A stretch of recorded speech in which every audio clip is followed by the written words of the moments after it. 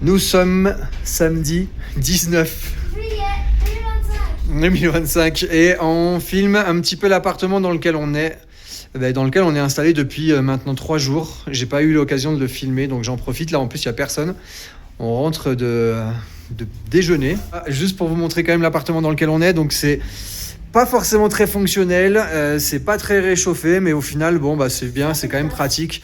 On a une cuisine dans laquelle on a pu cuisiner quand même et un salon. la plupart du temps.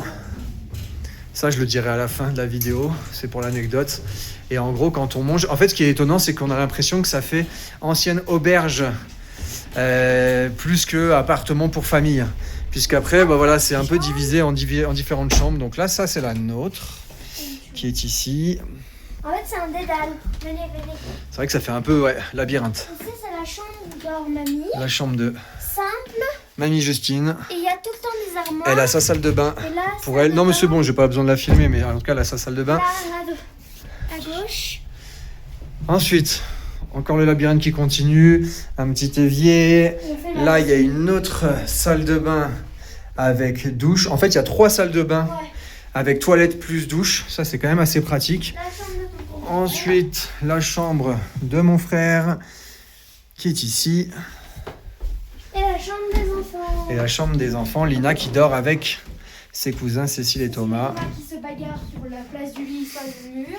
Nous, Et on a notre salle de bain privative. ils ont aussi leur petite salle de bain. Un petit truc. Et surtout, le balcon.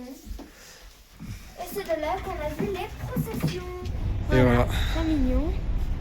ça donne sur cette rue. Bon, là, il n'y a pas grand monde, mais je peux vous garantir que c'est assez bruyant en règle générale. Et on a même vu des processions passer et tout. C'est super sympa. Voilà. Bon, et comme je l'ai dit, on est à Cusco depuis maintenant 3 jours. Et en fait, je vais faire un truc que j'ai jamais fait et je vais montrer les images que j'ai prises depuis 3 jours parce qu'en fait, on est en excursion. Je vais expliquer un petit peu. Donc voilà, il n'y aura pas forcément de musique ou peut-être une musique de fond, je verrai. Mais je vais surtout parler par-dessus les différentes vidéos que j'ai prises pour vous expliquer un petit peu les excursions qu'on a fait là depuis ces 3 jours. C'est parti. On a commencé donc les excursions jeudi 17 avec déjà la découverte de la ville de Cusco. Là, je vous montre rapidement une petite image. La ville était en fait, il y avait pas mal de processions. On a commencé donc principalement par le marché San Pedro qui est un des plus grands marchés de Cusco. Notre guide là qu'on a vu à l'image, Edgar, qui est super sympa, nous a expliqué un petit peu comment ça fonctionnait. Il nous a surtout montré un deuxième marché un petit peu moins touristique et dans lequel on a pu trouver pas mal de choses par la suite qu'on a acheté pour faire la cuisine. Ensuite, on a pris un collectivo, donc c'est un bus public avec les Péruviens pour se rendre à notre premier site. Bon, là je vais un petit peu trop vite dans les images, là vous voyez c'est une université et puis en gros les bus, c'est ce que vous voyez ici à l'image, les bus publics, il y en a énormément et là on se retrouve donc dans la ferme avec les alpagas. Comme vous pouvez vous en douter, ça a fait plaisir à Lina et aux enfants en général. Après, quoi vous dire de plus, en gros la ferme, mais tout simplement ils s'en servent pour récupérer donc la laine. D'ailleurs, on dit laine d'alpaga, mais c'est de la fibre, comme nous expliquait Edgar. Bon, Lina s'est régalée à leur donner à manger. Et le but du jeu, évidemment, c'était de nous faire visiter la boutique. Honnêtement, ça reste un petit arrêt un peu obligatoire dans tous les circuits touristiques, mais franchement, c'était très agréable. On n'a pas été forcé à acheter quoi que ce soit. Mais en plus de ça, la qualité était clairement au rendez-vous. Les filles se sont pris chacun un espèce de bandeau, vu qu'en plus, chacune, pardon, il y a Sarah qui me corrige à côté, vu qu'il commence à faire quand même assez froid là où on est, elles se sont pris un joli bandeau. C'est dommage, là je les ai pas pris en photo ni en vidéo. C'est pas grave, j'essaierai peut-être de les prendre ultérieurement, mais en tout cas voilà, on s'est arrêté dans cette boutique là. Je continue à vous montrer quelques petites images avec ces alpagas tout mignons. Ensuite, notre premier vrai site, c'était le site de Tombo Mache, et en gros, c'est un site archéologique qui est dédié à l'eau, au culte de l'eau, qui se compose principalement de canaux et de plusieurs cascades qui coulent à travers les rochers. Ça a été très rapide, vous avez vu, là je vous ai pris qu'une seule image malheureusement, mais c'était quand même très intéressant. Notre deuxième site qui était situé juste à côté, c'est celui de Pucapucara. Donc là, il s'agit de ruines d'une ancienne construction militaire. Pucara, ça veut dire forteresse en quechua. Et après, à partir de là, bah, en gros, on s'est fait une belle marche jusqu'à notre 3e site, qui est le site de Cuenco. Et franchement, cette marche, super agréable. Je sais plus combien de temps ça a duré, 1 heure et demie, je dirais. Et voilà, là, vous voyez, on a franchement traversé des paysages magnifiques. Et ben voilà, je vous laisse sur ces quelques petites images.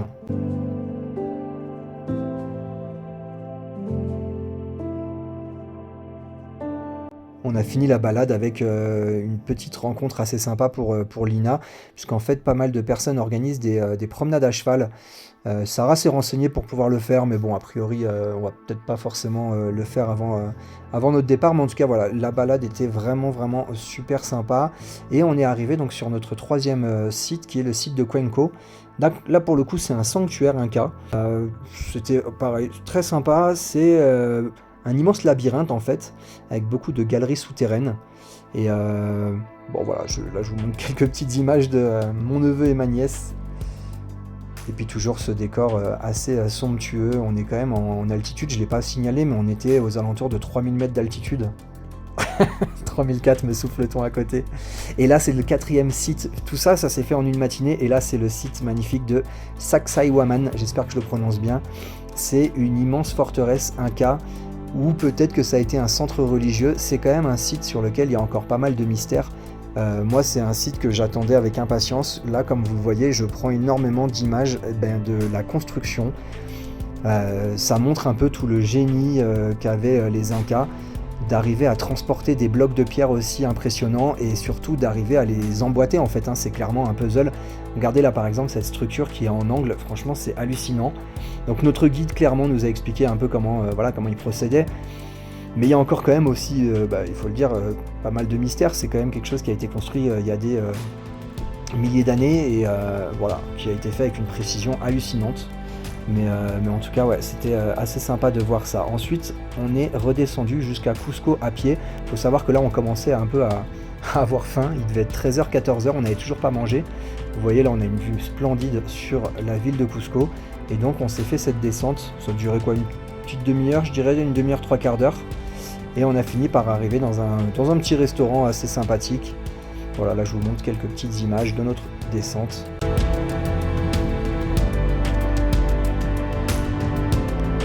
Là, je m'arrête volontairement sur cette photo avec la fameuse pierre aux 12 angles qui se situe dans Cusco. Comme vous le voyez, elle a la particularité d'avoir 12 angles, comme son nom l'indique. Elle correspond exactement à toutes les autres pièces.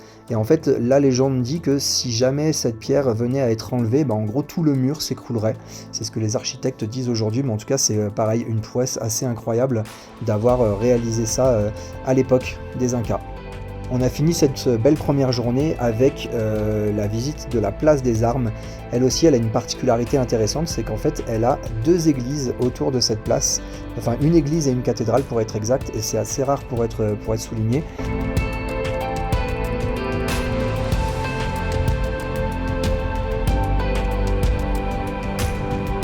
Et enfin, les dernières images que vous voyez là, c'est le Temple du Soleil, donc qui n'a strictement rien à voir avec Tintin, mais en gros c'est le Temple du Soleil qui représentait un lieu, le lieu le plus sacré de l'Empire des Incas ici à Cusco.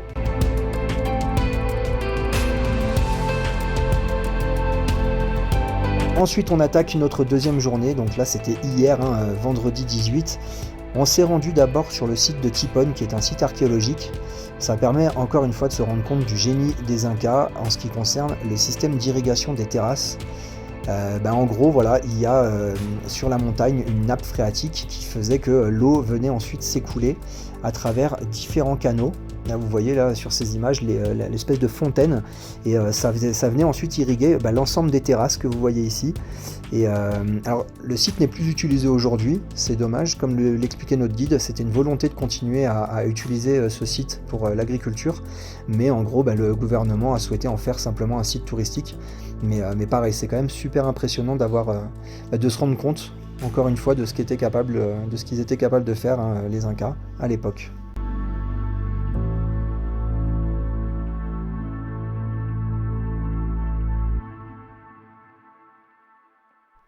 Le deuxième site, c'est le site de Piquilarta. C'est en gros une ville à l'époque pré-Inca qui s'étend sur 15 hectares. J'ai pas énormément d'images, mais c'est pareil, c'était super impressionnant de voir ça. Super impressionnant de voir surtout le travail là aujourd'hui de restauration qu'ont pu réaliser les Péruviens aujourd'hui. Je vais vous montrer surtout aussi l'intérieur de la ville. Après, ces quelques petites images.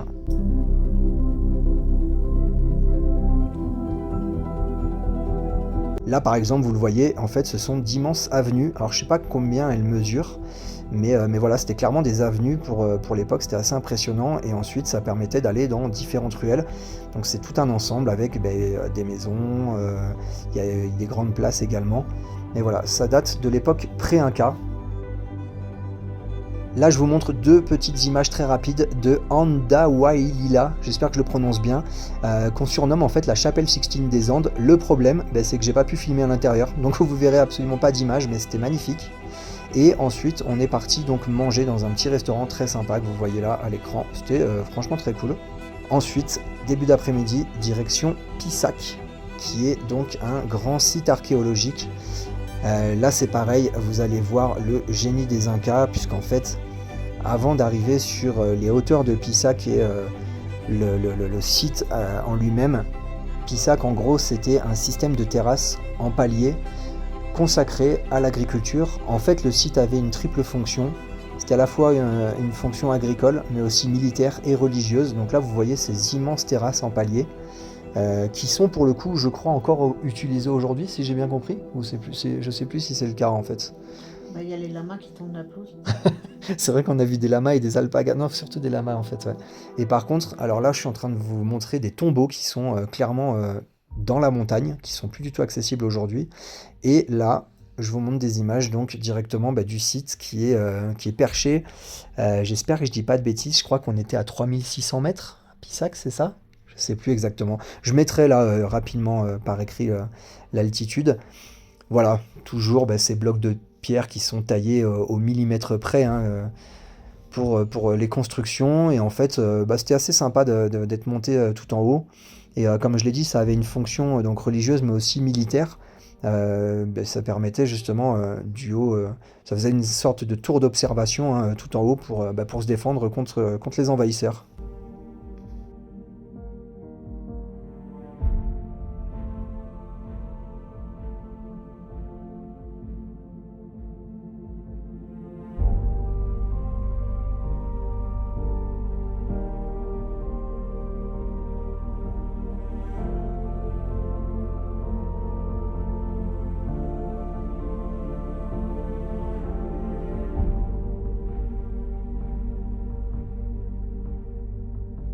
Ensuite, nous sommes redescendus directement dans la ville de Pissac, puisque Pissac donc, est connu pour son site archéologique, mais aussi et surtout pour son marché.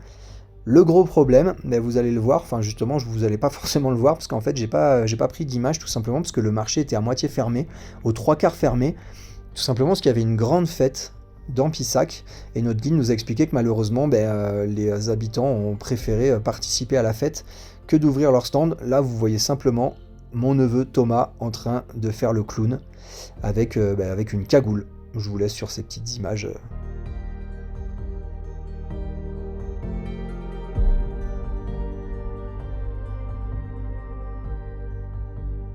Et là, ce samedi, du coup, on en a profité, c'était une journée de repos, on en a profité pour sortir et visiter la cathédrale de Cusco, qui était franchement magnifique. Bon, il est 22h10 à l'heure où je parle. J'espère que ce petit test aura fonctionné. C'était un peu délicat quand même pour moi de parler par-dessus les images. J'espère que ça rendra bien et que ça a été suffisamment clair. Je suis posé dans la chambre avec madame qui est à côté de moi, mais qui est en pyjama, donc je vais pas la filmer.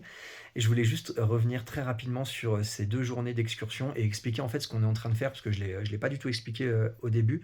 En gros, on a fait appel, tout simplement à une agence. C'est Sarah qui est tombée, sur, un groupe de discussion, sur Facebook, c'est ça, hein? Les Français au Pérou. Les Français au Pérou.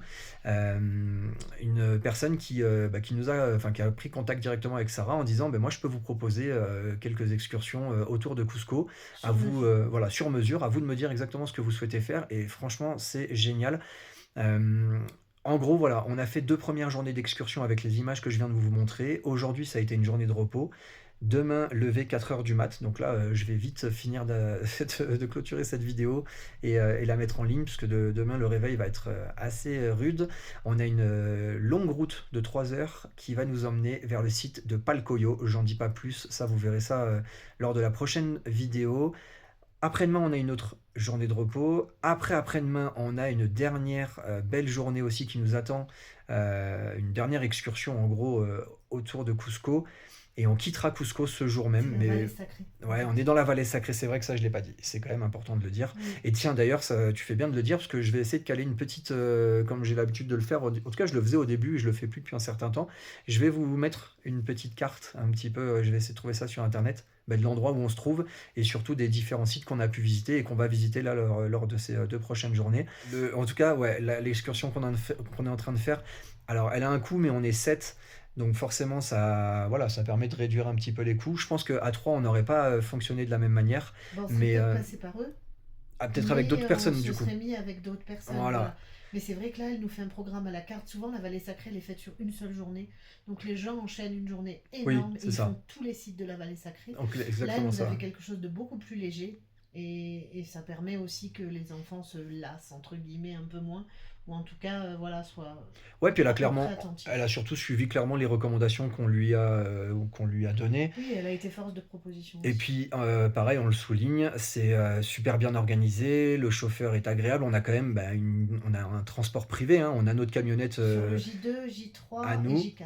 et on a surtout un guide francophone, Edgar, que vous verrez certainement, là vous l'avez vu dans les petites images, mais je pense que je le Qui est filmerai un peu génial. plus, où on prendrait une belle photo avec lui, qui est vraiment, vraiment génial, qui nous raconte plein d'anecdotes. Qui est patient. Ouais, mais même sans... Bon, ça c'est son travail, mais en tout cas, il est quand même... Il est patient, il- il est pas pressant. il est Il y a surtout des guides très... qui speed. Oui, c'est vrai.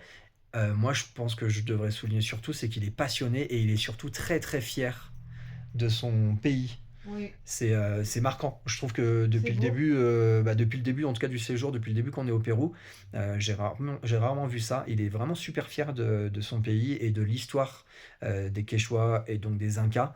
Bon, voilà, je vais m'arrêter là parce que c'est long, mais il y a tellement de choses à dire. C'est passionnant. Lors de la prochaine vidéo, peut-être que je détaillerai un petit peu plus et en fonction des images qu'on prendra, quoi. Ok? Bisous, j'ai les yeux. Ouh, c'est l'heure de faire dodo. Allez, à bientôt.